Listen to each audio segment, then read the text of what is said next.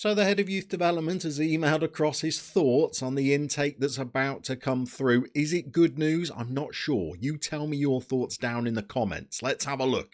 First of all, it says there are wide midfielders aplenty coming through in the next intake.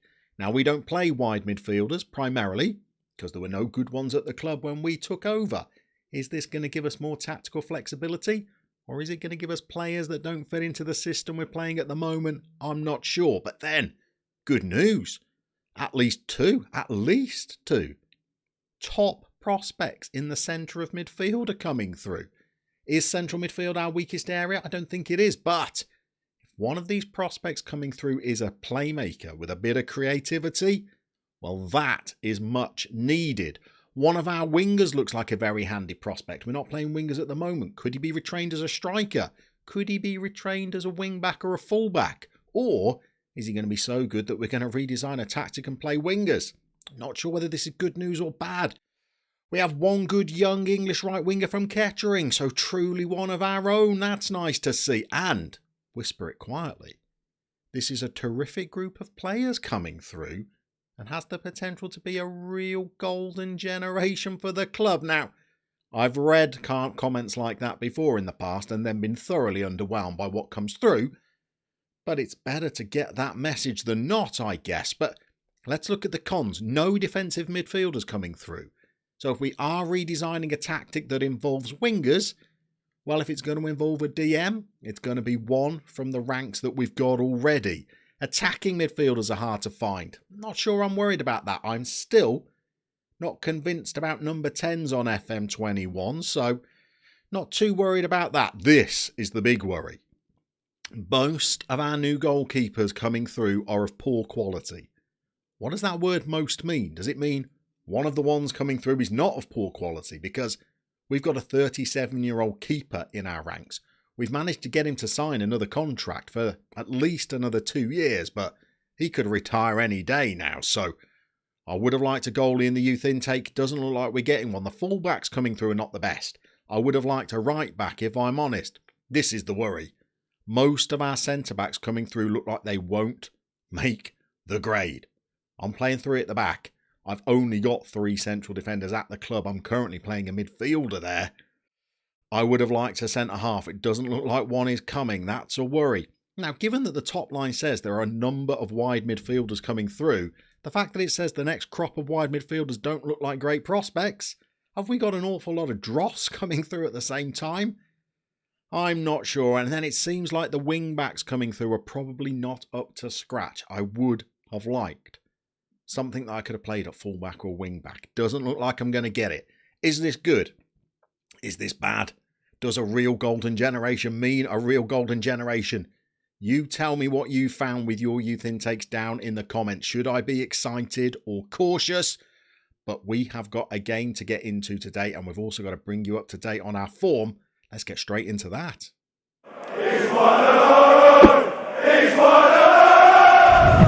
So in our last episode, we brought you a 1-0 victory over Curzon Ashton, but since then, well, things looked good for a while, but we're definitely going through a sticky little patch now, and we've not won in the league during the last 4, even though we've played plenty of FA Trophy games and we're still in that competition. So let's bring you up to speed. Straight after Curzon Ashton, we played at home to Telford and we got beaten 2-0, but then we went to Histon, who are in the division below, smashed them 5-1, looking pretty good.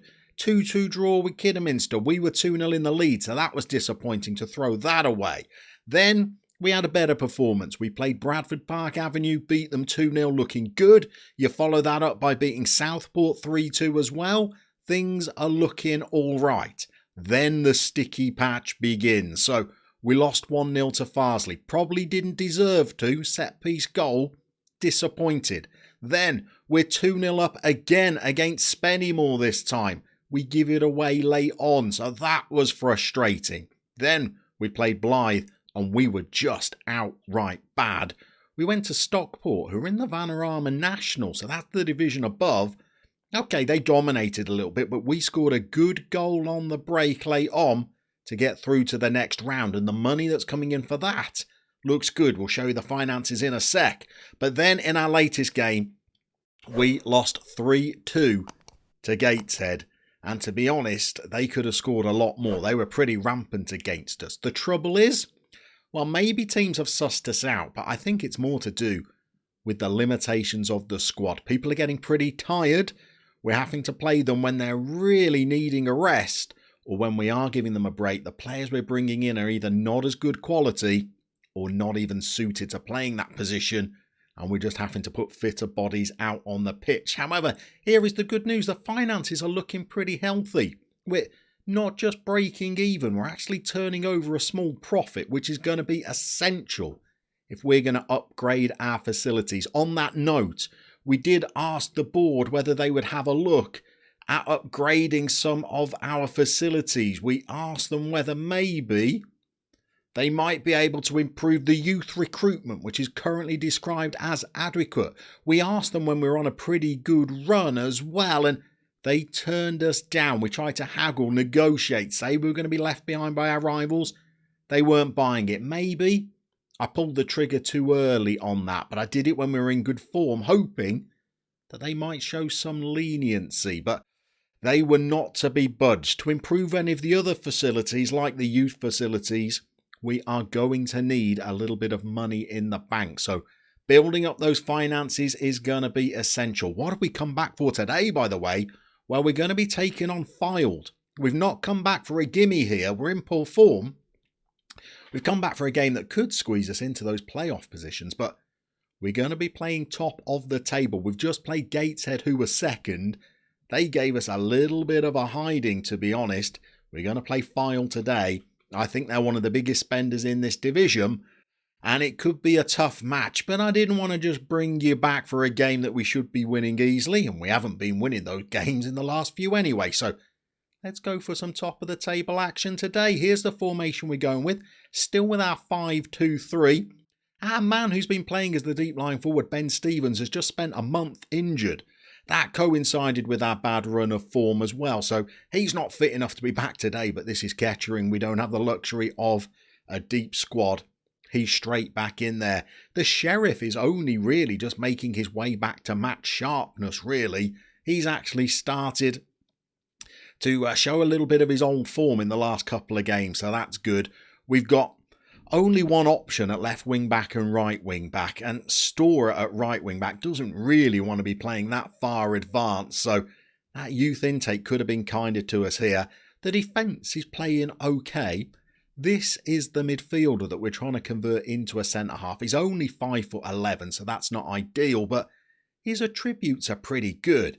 And I did also notice that he is born and bred in Kettering, although didn't come through the academy. He actually started out at Corby, which is about 4 miles up the road, but well, it's a bit wild out there, so we'll have to keep our eye on him. But we are going to go out today and we are going to see whether we can squeeze a result against top of the table Fylde. Take a draw right now, the form that we've been in. I think Fylde are a pretty decent outfit. What are we going to say to them? We're going to point fingers and we're going to say, let's show everyone else what we're capable of doing. Jack Turner liked it. That is about it. I'm not confident about this. Not confident at all. We were on such a great little run. We were doing lots of attacking training. We were looking pretty free-flowing. Stevens got injured. That was a big blow for us. We've started this game all right, though. We've put some shots on the board, which is nice. We're into this first highlight, though. Fylde look like they're playing a back three as well. We've got Scotty in. He's in. He's put us into a 1-0 lead. We are going to miss this young man, by the way, next season. 13th goal of the season. He's on loan from Mansfield. And I've decided re-signing him for an extra season is pretty much making a signing, because we'd have to go and negotiate with Mansfield. And I've promised myself I'm not going to make signings. I'm going to rely on the youth intake. Did you notice a mention of any strikers, good or bad, in the youth intake? Me neither. So if we're playing a front three next season, well, we are going to be missing the player that's been scoring the most goals for us, because he's not going to be coming back. It's offside. It's not offside. He's not giving it. Oh, how did he get free in the box? I took my eye off the ball there, bemoaning the fact that I wasn't bringing a guy back from Mansfield. Ah, set pieces. So we've been doing a lot of set piece training. Oh, he's free in the box, isn't he? Granted, we've been doing lots of attacking set piece training. Because we are, 20 games deep into the season now. We've still not scored from a corner. And you can see why. We've not even come close, really, from scoring from a corner. We've redesigned our corner set pieces again, trying to find a formula. You'd think you'd get 1 goal in 20 games from a corner. Instead, we're getting countered on from our attacking corners. We've not done great from attacking free kicks either, so it's an area of FM21 that I have still not cracked. Looks like we're moving towards half-time. We're below Filed on the XG. They're worthy of their goal. We're not, apparently. But this is a good team. They're top of the table and we're not doing too bad. Let's go. I'm happy so far. Keep it up. It's turned it green, but telling them they've done a good job at half-time often means they're going to concede straight away in the second half. So we'll follow it up with a shout. We'll demand more straight away. And we're into the highlight. And I'm thinking after this highlight, we might see how tired people are and maybe look for a change. We've won the ball. Hunt has just given it away. That is weak. Hunt is listed as our best player, according to the coaches. I'm not convinced by him, I have to be honest. I have played him in about 12 different positions in his defence, but I've not managed to squeeze an awful lot out of him. What have we got? Ben Stevens is clearly tired, frustrated, and playing rubbish as well. Lorne Bickley, the Bixter, 6'4", really wants to be a target man. I'm going to give him his wish today. He's not impressed when he's come on that often, to be honest. But let's give him a little run out because Stevens is just back from a month out and he's tired. Can we fire him up? We can. Do we need another sub to come off the bench? We might do. What else have we got that we can bring on? Not an awful lot. Jack Turner's on a 6.3 in defence. That looks like a change that we could make. Okay. Otherwise, we don't have any real attacking talent we can bring on to try and turn the game and change it.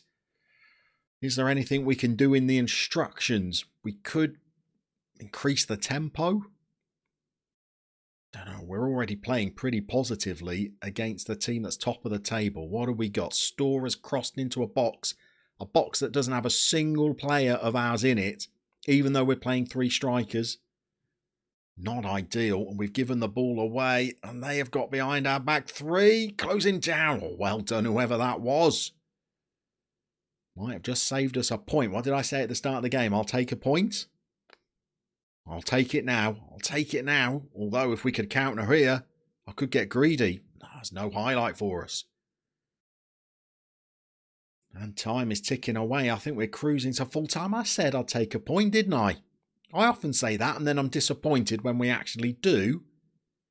Still, we got a goal and an XG of 1.03, so I guess we got what we deserved. Let's give them a bit of praise because there has been a little bit of arm thrashing going on behind the screens. Let's just say, well done. Well, okay, let's build their morale back up a little bit. We're going to do some more attacking training. We're going to do some more teamwork training, some chance creation, some chance conversion. We have gone off the boil. We're going to try and nurse a few of these boys back to fitness. But look at this. We're not a million miles away from those playoff positions. What are we? 4 points off third place Boston. Granted, they've got a game in hand. Things are not looking terrible, though. We're about to get to the start of February. We're expecting our first youth intake towards the middle of March. So I'm thinking we play a few more games offline.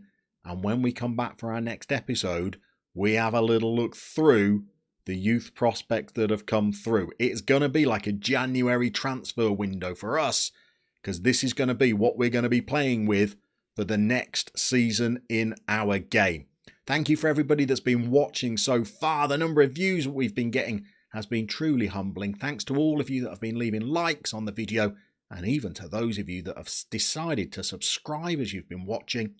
Wonderful people, one and all. We're going to see you next time, and we're going to be going through that youth intake, and we're going to be trying to create one of our own.